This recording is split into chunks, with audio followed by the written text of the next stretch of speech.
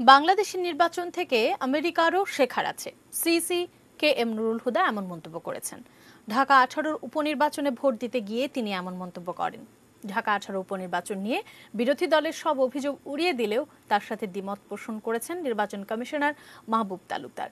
তিনি মনে করেন এই উপনির্বাচন অংশগ্রহণমূলক হয়নি। রিপোর্ট করছেন মাহফুজা মোসলেহি।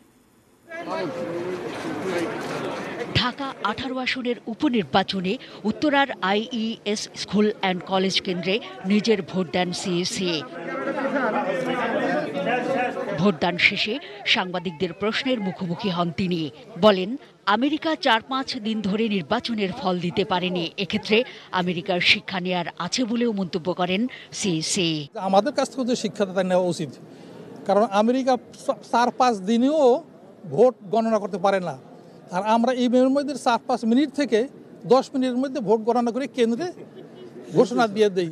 সিএসির দাবি এ নির্বাচন সুষ্ঠু হয়েছে, বিএনপির অভিযোগ ভিত্তিহীন।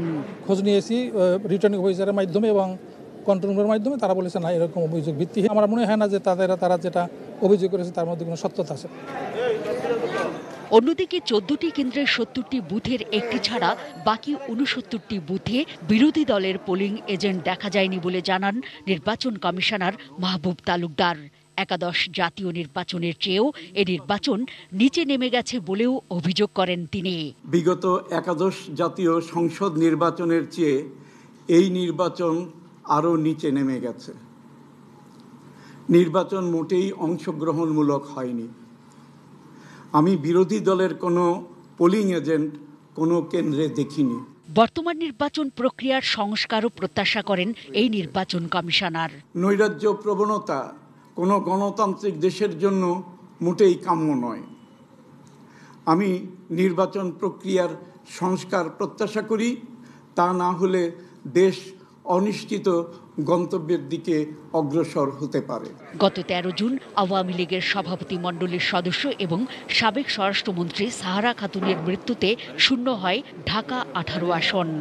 আমাদের কাছ থেকে শিখতে হবে তাদের। ভালো কথা, এর বিপরীত দিকও আছে। বাংলাদেশ থেকে শিক্ষা পেলাম না বলে আমি নির্বাচনে হেরে যাচ্ছি। Donald Trump.